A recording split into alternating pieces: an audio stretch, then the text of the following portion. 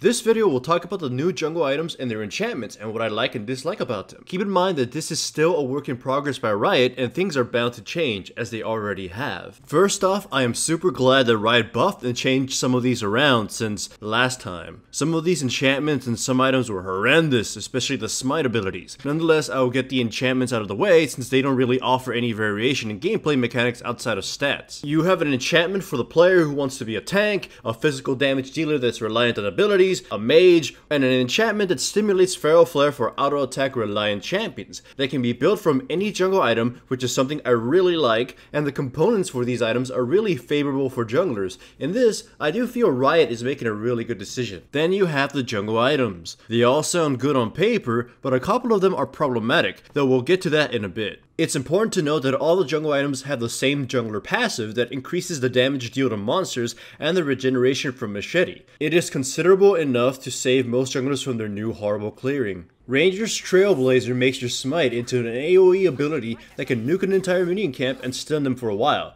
That's pretty much it. It feels intended for champions without AoE clearing and tanks, but therein lies a problem. Most single target champions would probably want Skirmisher's Saber or Stalker's Blade, and most tanks do not have a problem AoE clearing past the first few levels. This is the biggest problem with this item. The time in which it would be useful is so short that it ends up becoming a wasted purchase. To add to that, most champions who would be able to use it or who it's intended to be used by don't even really need it. It's also pretty useless on the frog camp and not very effective on the rock turtle camp. To add to that, most champions don't even have a problem with small monsters anyways, and most of them just die at a random spam. Skirmisher's Saber allows you to smite an enemy champion, which will allow you to deal bonus true damage to them for the next 3 hits.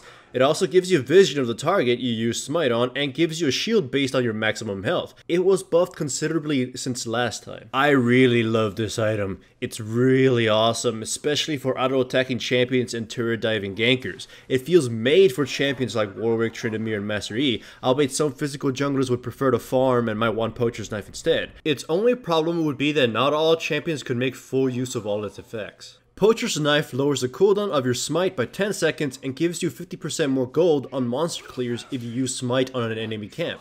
That's pretty much it. As simple as it sounds, considering smite has such a long cooldown, this is a godsend. Most jungle invaders like to go into the utility tree as well, so they're bound to have the mastery that reduces cooldowns even further. This buffs invaders considerably, as they are also making a lot more gold from robbing you than ever before. Even for non-invaders, it is still a really good item, as the more frequent you get to use smite, the more frequent you'll have buffs from the monster camps. Without it, at most, you'll have a buff every 3rd camp, unless you were slowed down by a gank or the blue or red buff took too long. But with Poacher's Knife and Masteries, you can have a new buff every 2 camps. This item is far better for champions who simply want to farm and pretty much makes Ranger's Trailblazer pointless. Stalker's Blade allows you to slow enemy champions down and deal some damage to them. If you kill a few large monsters before doing this, the damage is increased. This was changed from before, in which you actually had to kill 3 monsters before you could use it on the enemy champions. This is such a welcome change to the item, though I don't think it's enough to help it. This item is so counterintuitive to the new jungle, or hell any jungle, that it makes my head spin. First off, it is important to note that you get bonus experience from using smite on camps. Any camp. This is very crucial for the first few clears of the jungle, so you do not fall behind.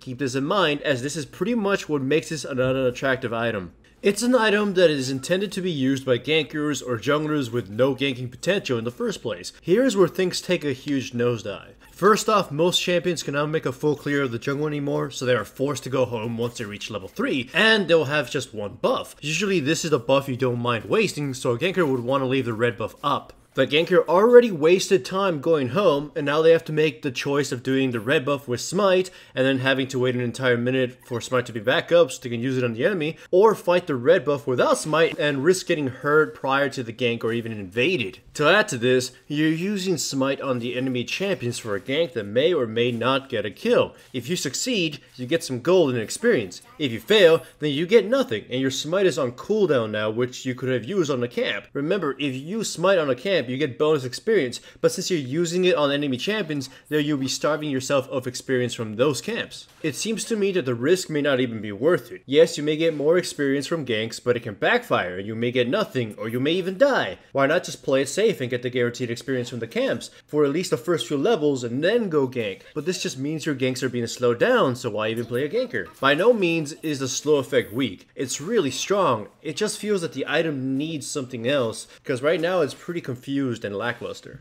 Still though, I really like these changes. I really like the enchantments while I still have reservations about the items themselves, but I do understand that Riot felt they had to do this because a lot of junglers were not making use of all the effects from the items they chose to purchase back in Season 4. Not everyone could make full use of Spirit of the Lizard Elder, or Spectral Wraith, or even the Ancient Golem, and even some junglers who bought the Feral Flare were really bad at stacking it, but the other choices sucked for them anyways that they had to purchase the Feral Flare. I will be uploading more videos on the pre-season in the following days.